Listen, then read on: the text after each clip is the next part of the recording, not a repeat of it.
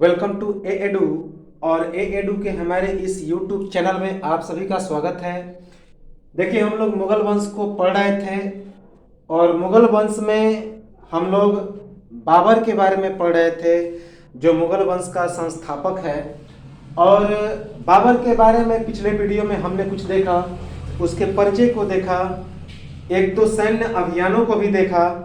आज हम लोग उसी सैन्य अभियान को आगे बढ़ाते हुए बाबर को हम लोग पूरी तरह से खत्म तो नहीं करेंगे, लेकिन अगले या एक दो वीडियो और लगेंगे, पूरे बाबर के राज्य शासन को हम लोग समाप्त कर देंगे। तो सबसे पहले बाबर जो था, पिछले वीडियो में हमने बताया था कि वह मुगल वंश का संस्थापक था। सबसे बड़ा प्रश्न तो यही पे आता है कि बाबर जो है वो क्या है? मुगल वंश का संस्थापक है। याद रखेंगे, मुगल वंश का संस्थापक।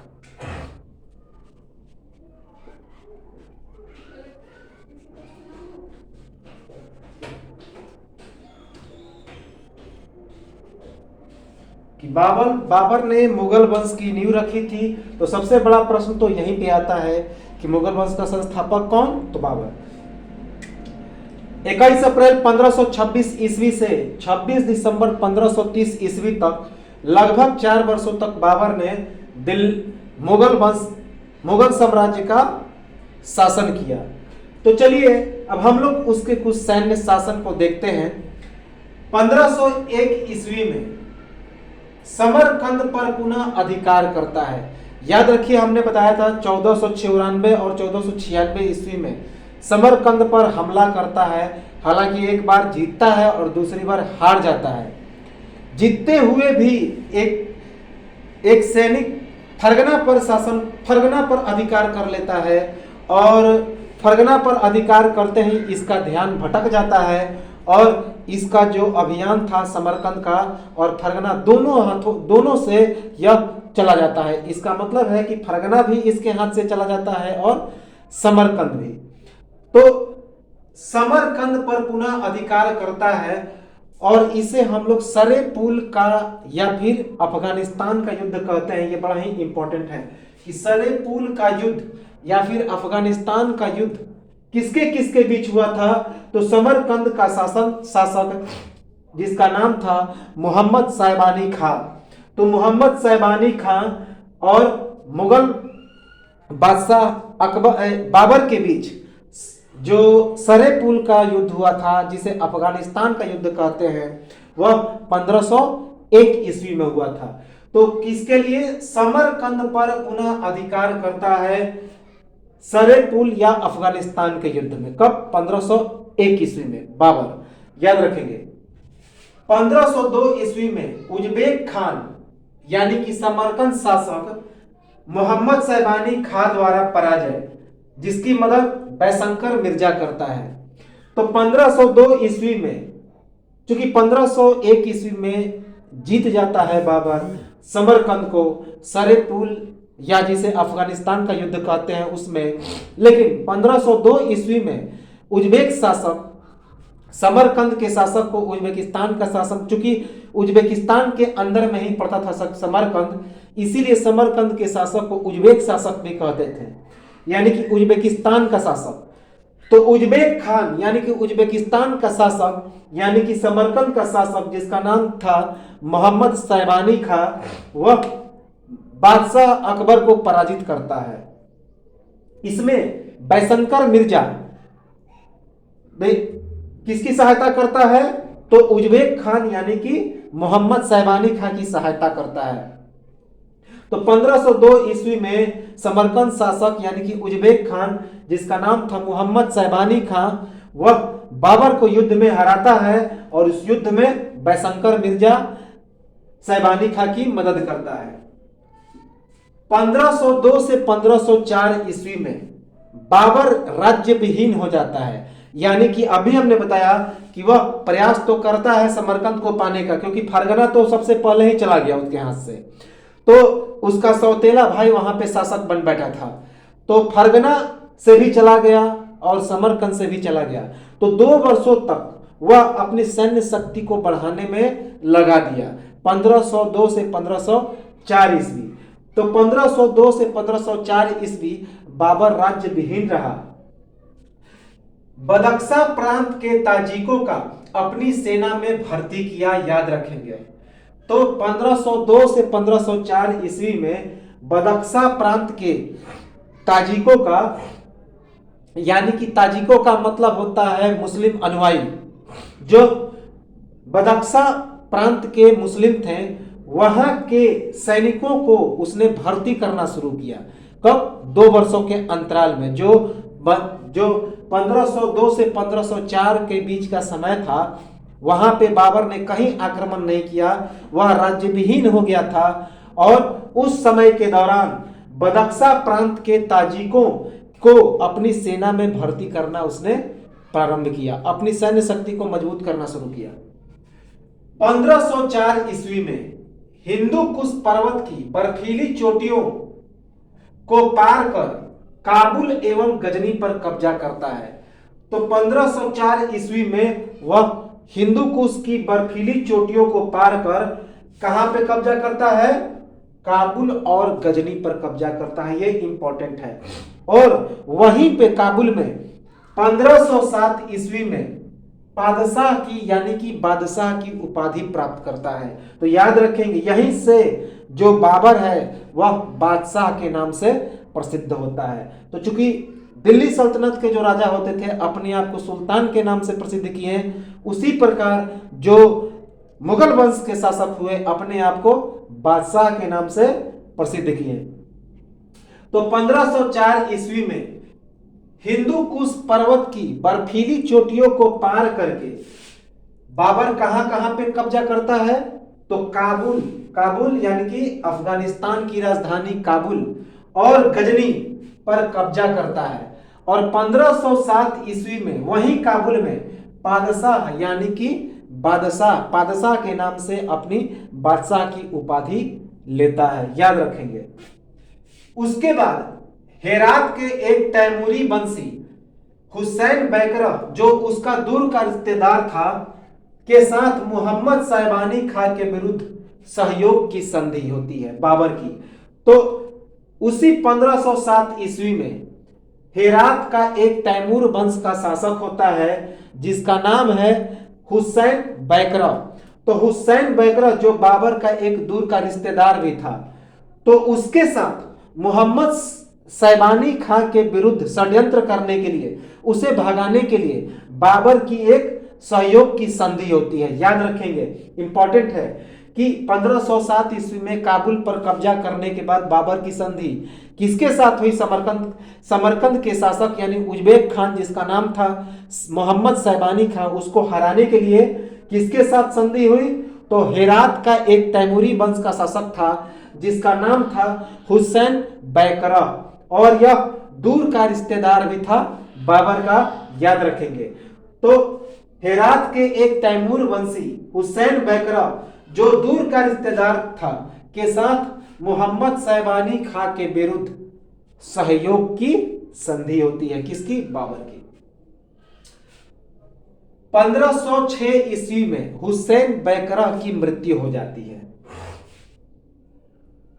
1506 ईस्वी में हुसैन बैकरा की मृत्यु हो जाती है, और जैसे ही हुसैन बैकरा की मृत्यु होती है तो हेरात खाली हो जाता है। और हेरात पर किसका कब्जा हो जाता है? तो बाबर का। 1507 ईस्वी में हेरात पर कब्जा, तो फिर 1507 ईस्वी में ही हेरात पर कब्जा कर लेता है, याद रखेंगे। साधन के अभाव के कारण हेरात को छोड़ देता है। तो जब हेरात पर कब्जा करता है तो हेरात साधन विहीन था, वहीं पे फिर हेरात को छोड़ देता है, देखता है कि साधन विहीन है, यहाँ पे साधन का अभाव है, तो बाबर हेरात को छोड़ देता है। तो 1506 ईस्वी में हुसैन बैकरा की मृत्यु हो जाती है, और 1507 ईस्वी में बाबर हेरात पर फिर कब्जा करता है, और साधन के अभाव के कारण हेरात को वह मुक्त कर देता है। तो याद रखेंगे क्या क्या कि 1504 ईस्वी में हिंदू कुश पर्वत की बर्फीली चोटियों को पार करके बाबर कहाँ कहाँ कब्जा करता है? तो काबुल अफगानिस्तान की राजधानी, और गजनवी मोहम्मद गजनवी वंश द्वारा स्थापित गजनी पर भी वह कब्जा करता है और वहीं पे 1507 ईस्वी में उसे पातशाह की भी उपाधि मिली, बादशाह पे, जैसे पातशाह यानी कि बादशाह। और यहीं से बाबर बादशाह के नाम से प्रसिद्ध हुआ। कहां पे? काबुल में 1507 ईस्वी में। लेकिन जैसे ही 1504 ईस्वी में वह कब्जा करता है गजनी पे, 2 वर्षों के बाद हेरात के एक तैमूरी शासक जिसका नाम था हुसैन बैकुरा, उसके साथ इसका समझौता होता है, सहयोग होता है। किसके विरुद्ध? मोहम्मद साहिबानी खां के विरुद्ध। एक समरकंद के शासक मोहम्मद साहिबानी खां को पराजित करने के लिए बाबर का हेरात के तैमूरी वंश के शासक जिसका नाम था हुसैन बैकुरा, उसके साथ इसका समझौता होता है, सहयोग का समझौता, जो बाबर का एक दूर का रिश्तेदार भी था। लेकिन 1506 ईस्वी में ही हुसैन बैकुरा की मृत्यु हो जाती है और 1507 ईस्वी में हेरात पर बाबर का कब्जा हो जाता है। लेकिन साधन के अभाव के कारण बाबर ने हेरात को मुक्त कर दिया। याद रखेंगे। 1510 ईस्वी में फारस के सफीवी वंश के शासक शाह इस्माइल द्वारा मोहम्मद साहिबानी खां की हत्या हो जाती है। तो याद रखेंगे कि 1510 ईस्वी में, चूंकि हमने बताया था कि जो मुगल वंश था, जो उसका विघटन 3 पार्ट में हुआ था, यानी कि जो ईरानी वंश था फारस, उसका 3 पार्ट में, एक पूर्वी ईरान, एक पश्चिमी ईरान और तीसरा जो था वो उज्बेकिस्तान, जिसे फरगना कहते थे। और पूर्वी ईरान, वहां पे सफीवी वंश का शासन था। तो और जो पश्चिमी ईरान था, वहां पे ऑटोमन साम्राज्य का शासन था। तो उसी पूर्वी ईरान का जो हिस्सा था फारस, वहां के सफीवी वंश का शासक था जिसका नाम था शाह इस्माइल। तो फारस के सफीवी वंश के शासक शाह इस्माइल द्वारा मोहम्मद साहिबानी खां की हत्या कर दी जाती है। बाबर का शाह इस्माइल प्रथम के साथ मध्य एशिया पर मिलकर आधिपत्य जमाने हेतु समझौता। तो 1510 ईस्वी में फारस के सफीवी वंश के शासक शाह इस्माइल ने मोहम्मद साहिबानी खां की हत्या कर दी, जो क्या था? तो वह कहां का था? समरकंद का शासन, समरकंद का एक उज्बेक शासक था। तो शाह इस्माइल द्वारा 1510 ईस्वी में मोहम्मद साहिबानी खां की हत्या हो जाती है। बाबर का शाह इस्माइल प्रथम के साथ मध्य एशिया पर मिलकर आधिपत्य जमाने हेतु समझौता होता है। जैसे ही मोहम्मद साहिबानी खां की हत्या करता है इस्माइल खां, तो उसके साथ बाबर का एक समझौता होता है। किस लिए? मध्य एशिया पर अधिकार करने हेतु। मध्य एशिया यानी कि उज्बेकिस्तान का इलाका, यानी कि समरकंद का इलाका।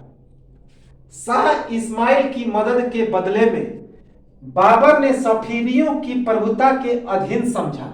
इसके जवाब में शाह इस्माइल ने बाबर को उसकी बहन खानजदा से मिलवाया, जिसे साहिबानी खां कैद कर रखा था, तथा बलात् उससे विवाह करने की कोशिश कर रहा था।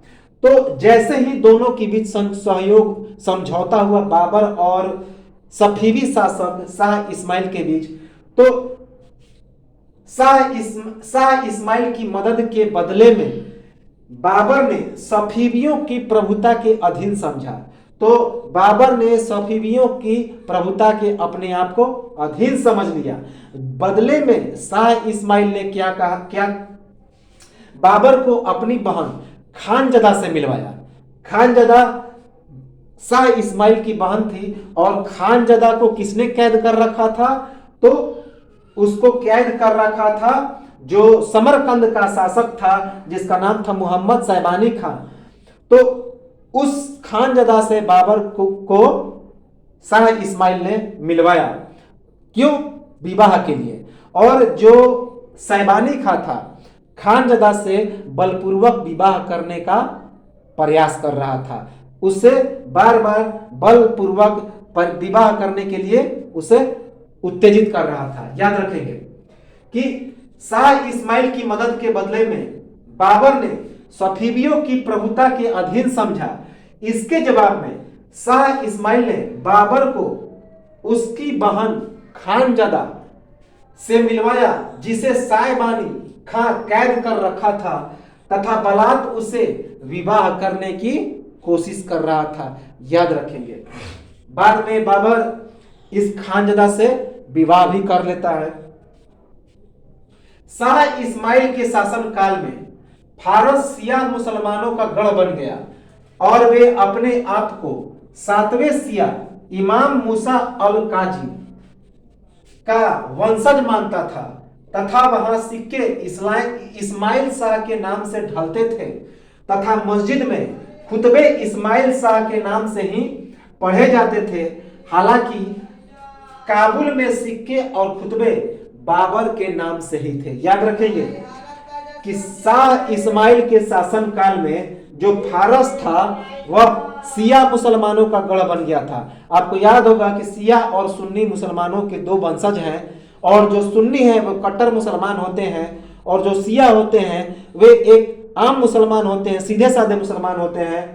तो शाह इस्माइल के शासन काल में फारस शिया मुसलमानों का गढ़ बन गया और वे अपने आप को 7वें शिया के 7वें वंशज कौन थे? इमाम मूसा अल काजिम। याद रखेंगे कि शिया के 7वें वंशज थे इमाम मूसा अल काजिम। उसी का वंशज मानता था अपने आप को कौन? तो इस्माइल शाह।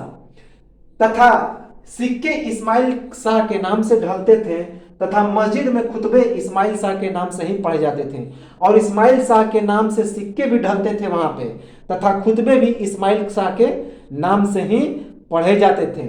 जबकि काबुल में बाबर के नाम से सिक्के ढलते थे और खुतबे भी बाबर के नाम से ही पढ़े जाते थे। याद रखेंगे। अक्टूबर 1511 ईस्वी में समरकंद पर पुनः कब्जा किया बाबर ने तथा वहां पे कौन सा वंश अपनाया? शिया वंश को अपनाया, शांतिपूर्वक जीवन व्यतीत करने के लिए। तो 1511 ईस्वी में समरकंद पर पुनः कब्जा किया और शिया वंश को अपनाया। याद रखेंगे। 1507 ईस्वी में कंधार का विजय प्राप्त करता है बाबर, और इसी विजय के बाद वह काबुल में पादशाह की उपाधि लेता है। याद रखेंगे, इंपॉर्टेंट है, यह आया हुआ प्रश्न है कि पादशाह की उपाधि बाबर कब लेता है? तो कंधार विजय के बाद।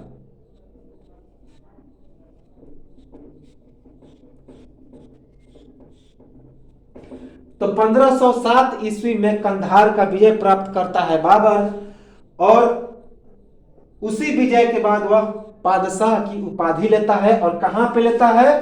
तो काबुल में। याद रखेंगे, इंपॉर्टेंट है। पादशाह यानी कि बादशाह। जब बाबर समरकंद में उज्बेकों से बार बार पराजित हुआ तो उसने अपना रुख भारत की ओर किया। क्योंकि समरकंद से बार बार वह पराजित हो जाता था बाबर, इसीलिए उसके बाद बाबर ने अपना रुख किधर की ओर किया? भारत की ओर। और भारत की ओर क्यों किया? उसके भी कई कारण थे जो हम लोग अभी देखेंगे। तो समरकंद से बार बार पराजित होने के बाद बाबर का रुख किधर की ओर हुआ? भारत की ओर। मध्य एशिया में बाबर का मूल प्रतिद्वंदी ईरान का सफावी वंश तथा उज्बेकिस्तान के उस्मानी तथा उज्बेक थे। मोहम्मद साहिबानी खां के हाथों पराजित होने के बाद बाबर भारत की ओर रुख किया। अभी हमने बताया कि मध्य एशिया में बाबर के मूल प्रतिद्वंदी कौन थे? तो ईरान के सफावी वंश थे, साथ ही साथ उज्बेकिस्तान के उस्मानी तथा उज्बेक थे। याद रखेंगे। और मोहम्मद साहिबानी खां के हाथों से बार बार बाबर क्या होता था? पराजित होता था।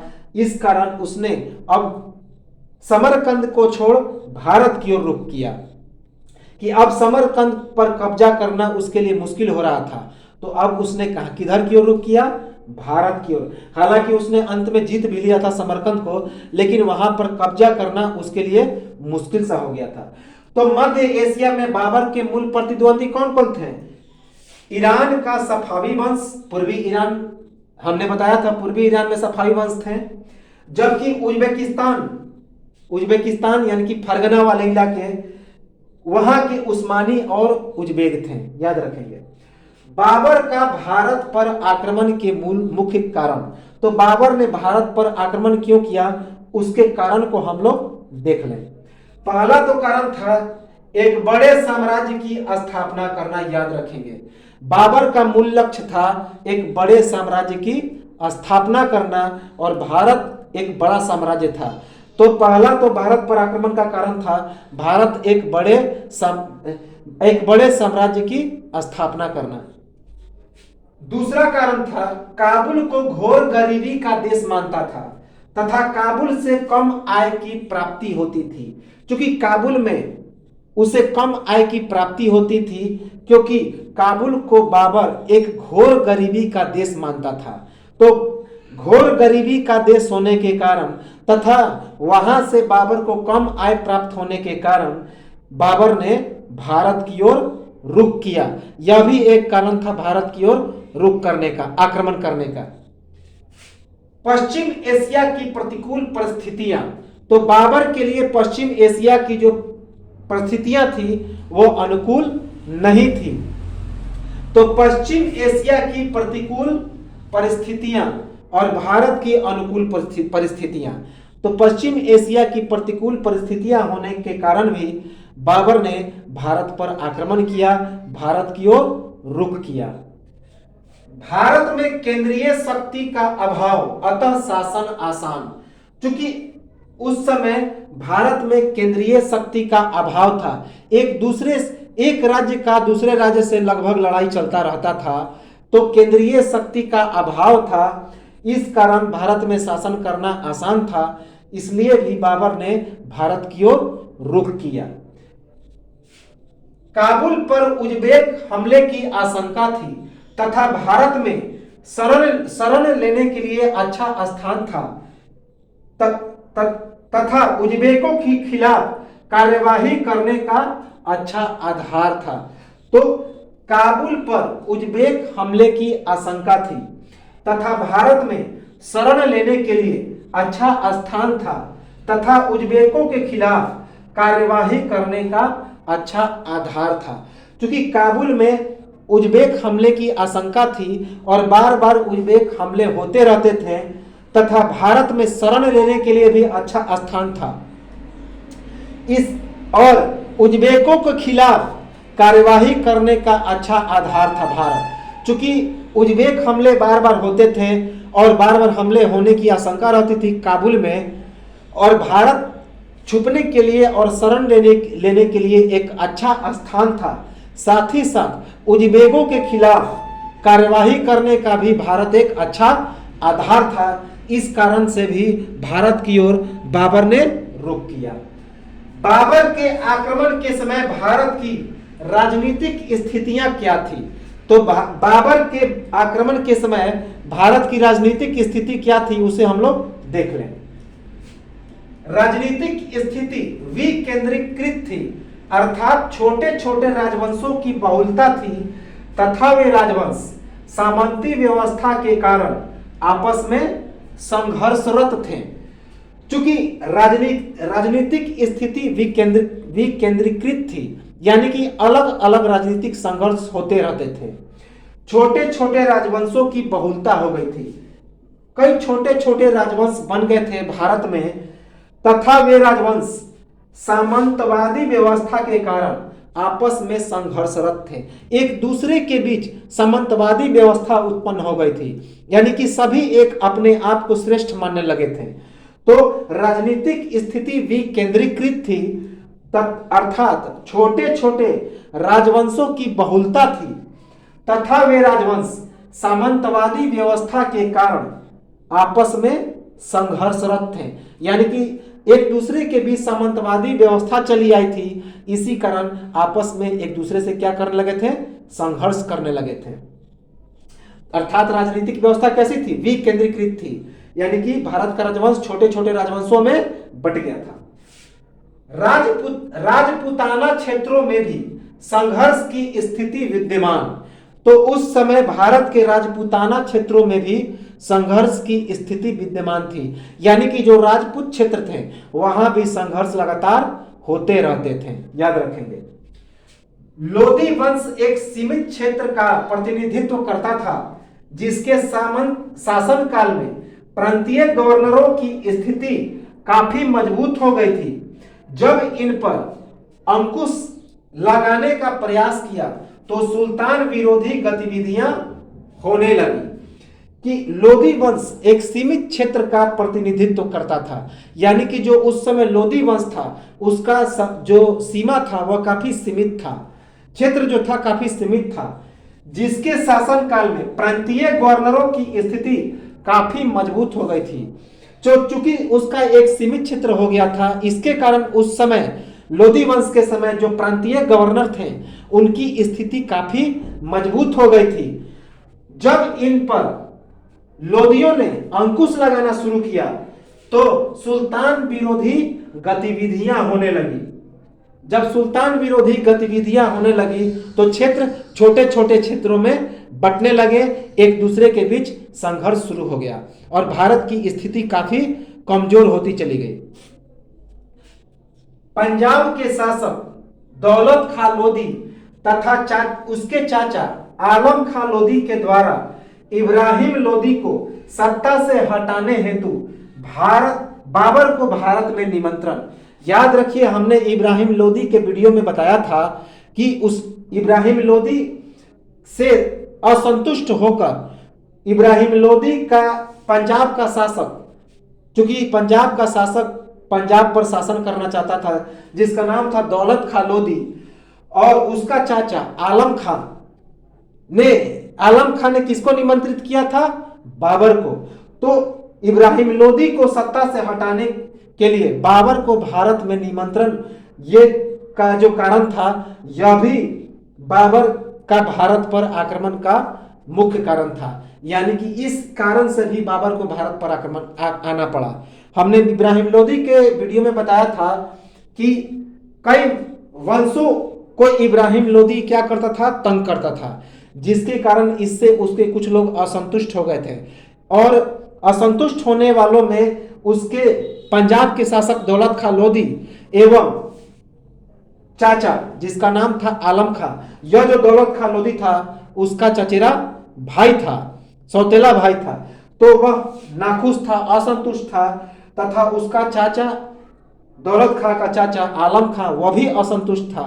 तो इन दोनों ने इब्राहिम लोधी को सत्ता से हटाने के, दिल्ली की सत्ता से हटाने के लिए किसको निमंत्रित किया? तो बाबर को। इस कारण से भी भारत पर बाबर आक्रमण करने के लिए आता है। तो ये था आज का वीडियो। अगले वीडियो में हम लोग बाबर के तुजके बाबरी को देखेंगे और बाबर के बारे में अन्य कुछ मत अन्य आक्रमणों को देखेंगे, जो कि जैसे कि चंदेर विजय, घाघरा का युद्ध, खानवा का युद्ध, पानीपत का प्रथम युद्ध, ये सभी युद्ध जो महत्वपूर्ण है। और भारत में 5 युद्ध 1510, 1520, 1519, 1520, 1524 और 1526, ये 5 युद्ध भी हम लोग देखेंगे। तो आप लोग इसका एक स्क्रीनशॉट ले लें और लाइक, सब्सक्राइब, शेयर और कमेंट करते रहें, और मिलते हैं हम लोग अगले वीडियो में। तब तक के लिए